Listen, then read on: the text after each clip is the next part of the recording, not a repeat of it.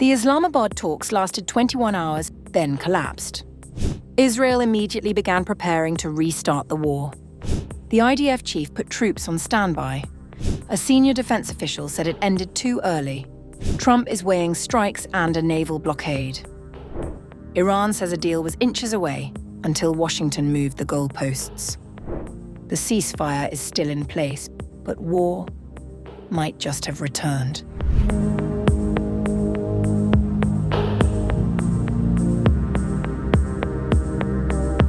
Less than 2 days after the negotiations between the US and Iran failed to reach a deal in Islamabad, Israel is already preparing for another round. All the major Israeli television networks have reported that the IDF is gearing up for renewed conflict with Iran in what appears to be a coordinated leak by defense officials.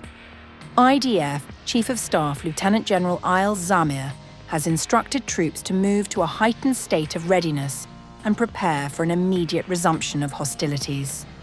A senior defense official told Khan public broadcaster that Israel wanted to restart the war, saying it had ended too early without enough pressure on Iran's nuclear program.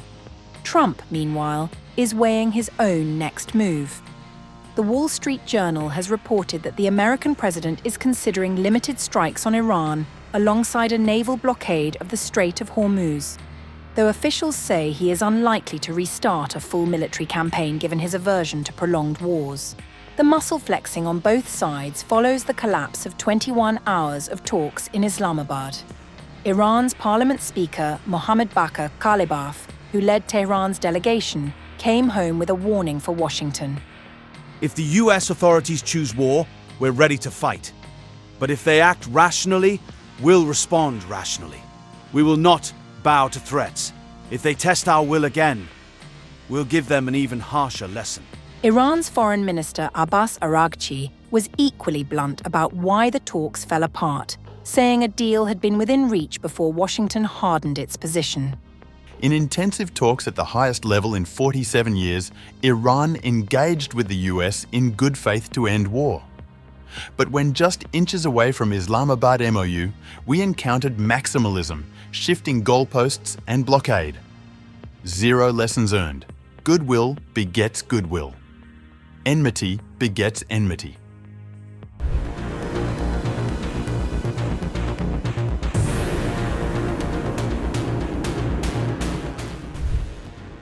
Tensions are escalating in the Gulf after US-Iran negotiations in Islamabad ended without a deal, with Donald Trump now signaling a possible naval blockade targeting Iran's grip over the Strait of Hormuz. Shortly after talks collapsed, Trump in his Truth Social shared an article suggesting Washington could out-blockade Iran, reviving a strategy previously used against Venezuela to exert economic pressure. Such a move by Trump would reprise his successful blockade strategy after a previous naval blockade brought the Venezuelan economy to its knees. It would be very easy for the U.S. Navy to exert complete control over what does and does not go up and down the strait now. The article titled, "The Trump Card the President Holds If Iran Won't Bend," a naval blockade, from pro-Trump outlet Just the News, says the blockade would choke the Iranian economy and pressure Iran's allies China and India, who rely on Iranian oil exports. At the same time, US military activity in the region has intensified. According to CENTCOM, American forces have begun mine-clearing operations in the strait, with 2 guided missile destroyers deployed to secure the critical shipping lane. CENTCOM forces began setting conditions for clearing mines in the Strait of Hormuz April 11th, as 2 U.S. Navy guided missile destroyers conducted operations. USS Frank E. Peterson, DDG-121, and USS Michael Murphy, DDG-112, transited the Strait of Hormuz and operated in the Arabian Gulf as part of a broader mission to ensure the strait is fully clear of sea mines previously laid by Iran's Islamic Revolutionary Guards Corps. CENTCOM in the official X post said that destroyers crossed through the strait and operated in the Arabian Gulf. Today, we began the process of establishing a new passage, and we will share this safe pathway with the maritime industry, soon to encourage the free flow of commerce. Iran's response has been unequivocal, warning that any unauthorized military presence in the strait would face direct retaliation. Any attempt by military vessels to pass through the Strait of Hormuz will be dealt with severely. The IRGC Navy has full authority to manage the Strait of Hormuz intelligently. The breakdown in diplomacy appears to center on core disagreements over nuclear commitments and control of strategic waterways. US Vice President J.D. Vance said Washington had presented a final proposal before leaving the talks. Mediators, led by Shehbaz Sharif's government, have urged both sides to maintain the ceasefire framework despite the collapse in negotiations. Meanwhile, energy markets are bracing for prolonged disruption. Analysts warn that even if tensions ease, restoring full oil flows through the strait could take months. It would take time to repair oil refineries and other energy infrastructure that have been damaged during the war. And shipping companies that operate oil tankers in the region will need at least 2 months to resume operations.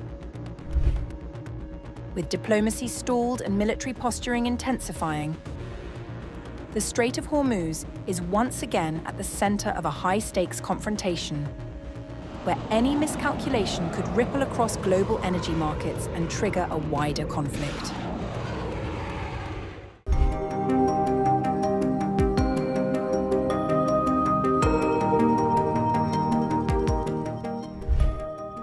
Iran is fortifying one of its most sensitive nuclear sites, signaling that the shadow war over its atomic program is far from over. Satellite imagery now shows that access points to the Isfahan nuclear complex have been deliberately blocked. Earthen berms, fencing, and piles of rubble have been placed across tunnel entrances, creating physical barriers that would slow down any potential ground assault. The timing is telling. According to analysts, construction of these defenses began around March 18th, suggesting a calculated response to growing threats of a US or Israeli operation aimed at seizing Iran's stockpile of highly enriched uranium. Speaking to Telegraph, an analyst explained, They would delay any raid and expose troops to Iranian missile fire? At least half of Iran's estimated 400 kilograms of highly enriched uranium is believed to be stored at Isfahan. That quantity alone is significant, with experts noting that roughly 200 kilograms could be enough to produce multiple nuclear weapons. On April 9th, Benjamin Netanyahu, Israel's prime minister, warned of a military operation to seize the HEU should a deal not be reached.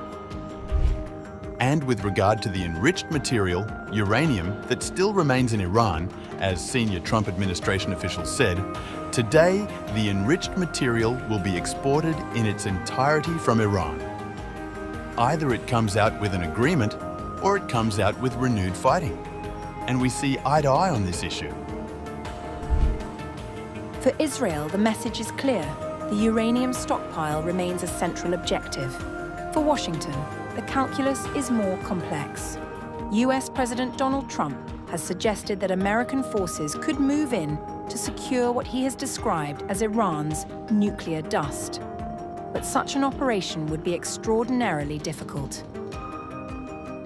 Any ground mission would require troops to be inserted deep into Iranian territory, secure the perimeter, and then physically access underground facilities that are designed to withstand heavy bombardment.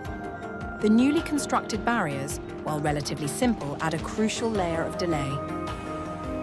They would slow advancing forces, increase exposure to Iranian missile fire, and complicate already challenging logistics. At the same time, analysts note that these obstacles could also hinder Iran's own ability to quickly relocate its uranium stockpiles if needed. The Isfahan site itself presents a unique challenge. Unlike Fordo, which is buried deep within a mountain and was heavily targeted during previous strikes, Isfahan is believed to be less damaged. Satellite imagery has shown activity at the site even before earlier conflicts, including the movement of canisters believed to contain nuclear material. This raises the possibility that critical stockpiles remain intact and accessible. Diplomatic efforts are ongoing, with talks expected to address the future of Iran's nuclear material. However, there is little indication that Tehran is willing to relinquish its reserves voluntarily. For now, the situation remains in a tense holding pattern.